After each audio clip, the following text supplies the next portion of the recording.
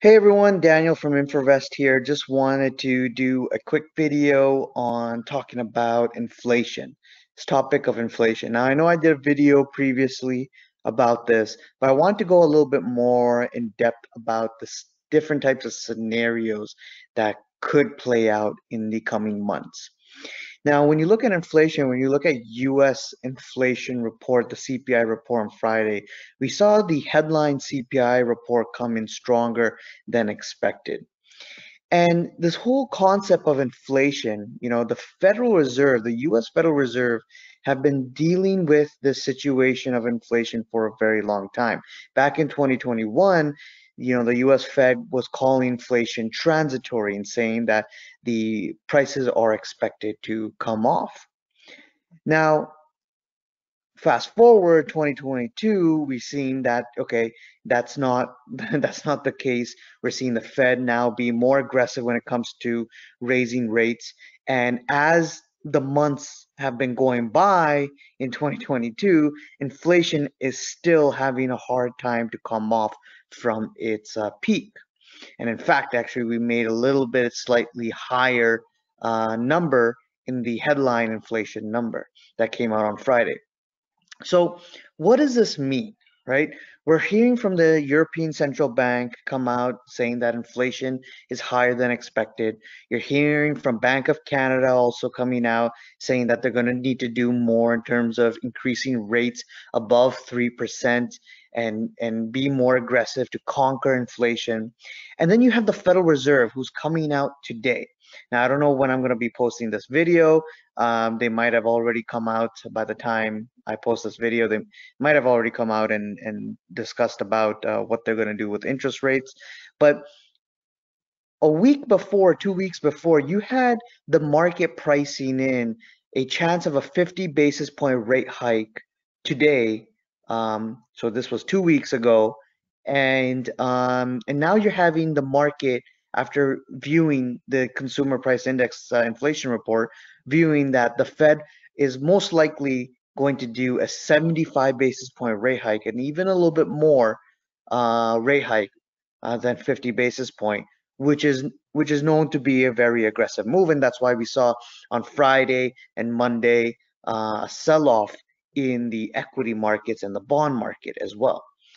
And when you look at this and when you hear that okay that the markets are expecting that rates are to be higher, market is now expecting that by the end of the year rates are probably going to move to 3.6% and to about 4% next year. They're pricing in more hawkishness from the Fed because currently what's happening is we're not seeing these inflation factors come down, especially in certain sectors. Now, you're hearing a lot of chatter that secular inflation, right? Secular inflation meaning that inflation to be lasting much longer than people anticipate, and the Fed is projecting that even though their mandate is to reach to 2% inflation, it is very unlikely that they will reach there by this year, unless they are very aggressive this year and they can pull it off, and that would probably mean but probably raising rates to 5, 6, or 7% this year, right? You would have to go Paul Volcker style, which the Fed has probably talked about a couple of times, and talking about how much they respect what Paul Volcker did in the past to fight inflation in the 70s and in the 80s. And you saw the stock market basically sell off on that because you had higher rates and higher inflation. You had to increase the rates to bring down inflation quite a bit. But the problem is we're in a different era where we have all-time low interest rates. We're still in an accommodative stance because we are around 1%. So it's still accommodating if you look back in history, when it comes to 1% rates. And you have a higher debt burden, right? Versus back then in the 80s, it was very different. So you can't bring interest rates to levels of 10, 17%. You would just completely explode the debt burden that the US has. Although they can come out and print more money and just pay it off. That's one alternative. But then again, you're going to spur inflation by doing all of that. Now, the thing is, um, if the Fed really wants to fight inflation, they want to make sure and they want to really and crank up the interest rates to levels that can really fight inflation. And the question is, to what level can the Federal Reserve crank up rates where it doesn't completely destroy the markets at all? Now, with what we're seeing today with the stock market coming off, Nasdaq down 30%, and we're still at 1% in interest rates. We haven't even cranked up to the neutral zone, haven't even reached to restrictive territory, and the markets are already coming off and the economy is coming off already. Could this mean that if the markets were to completely tank even more and the economy were to really, really get in a worse situation than what it is today, which is looking like it is very possible to get there, can we see the Fed slow down on its rate hikes and pause? And if they do, will they come and rescue by doing and conducting quantitative easing and printing money? Now, if they do that, that's not going to solve the issue with elevated or high inflation. That's going to add more issues to the situation. So if they do that, then yes, definitely you can expect that sure we might see a continuation of a sell-off. You might see a recession followed by high interest rates again. Followed by a high inflation again with the money printing, possible interest rates to come off, to then again to fight inflation by raising rates again and conducting quantitative tightening again, which could signal another recession to come right again if they can't control it now, right? The second alternative is you bite the bullet, right?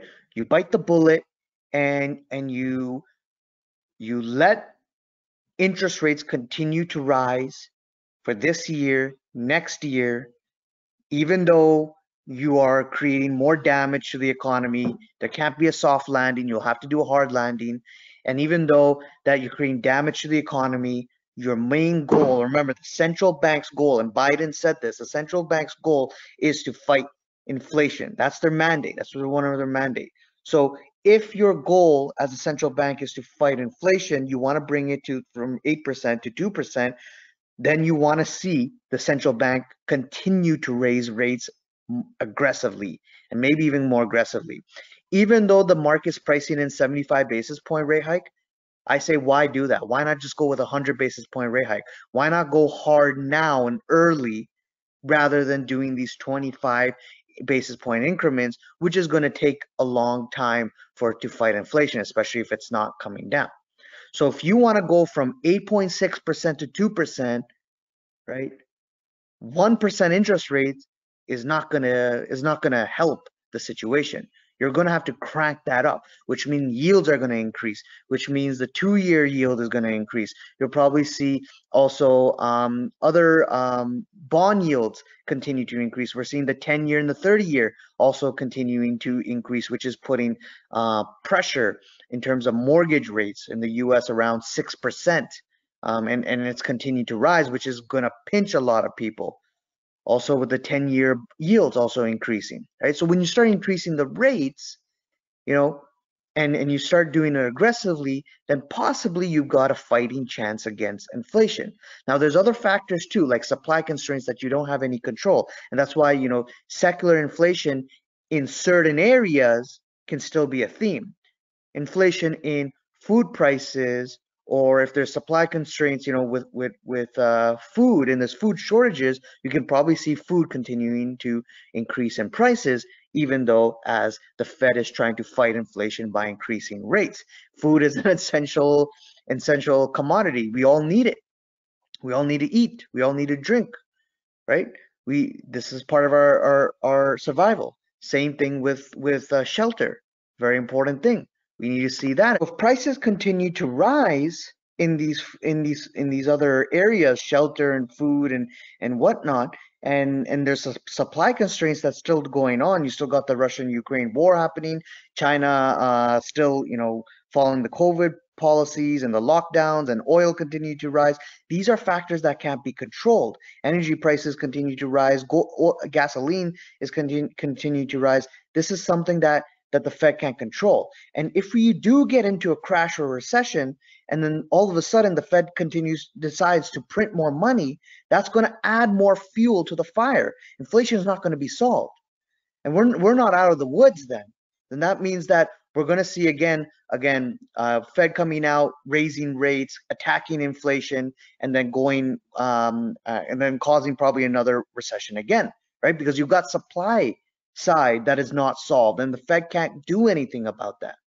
So if I were working in this FOMC or at the Fed, right, my suggestion would be aggressive as early as possible, raise rates. It is going to cause a problem, but you have to fight inflation. And now the other thing is the Fed came out long ago with its average inflation target, this AIT that was introduced recently during COVID time, right? And they said they're going to let inflation run hot for some time.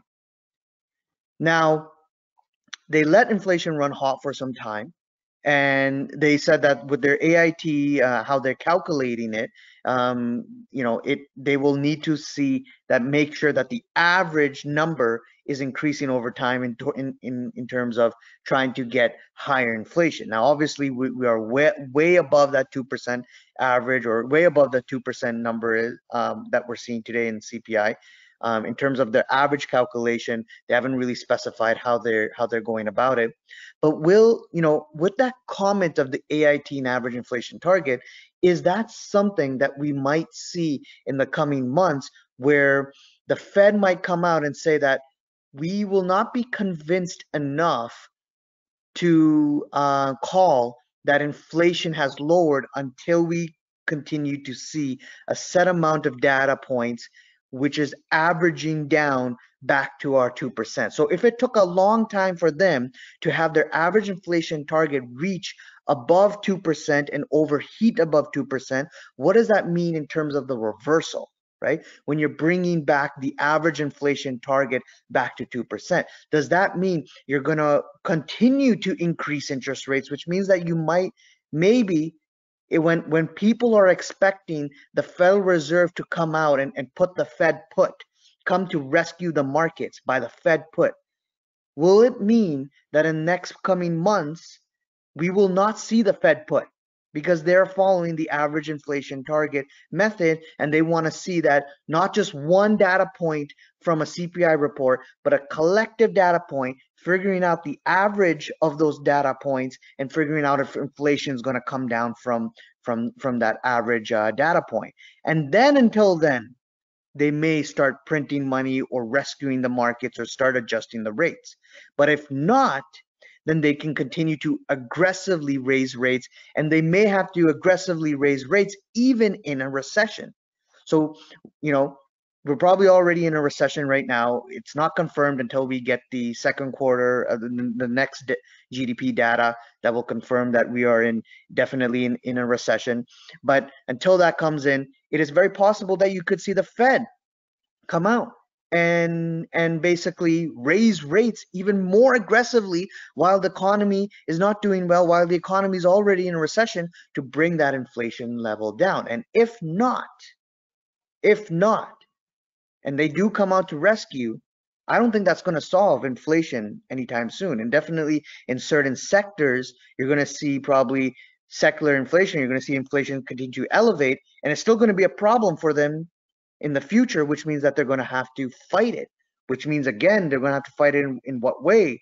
In terms of raising rates again, quantitative tightening again, and then maybe you might get another recession again, and it might be a shorter recession that comes again to try to bring that inflation down. So it might take a couple of years to tackle these higher prices. So we might see higher prices for quite some time.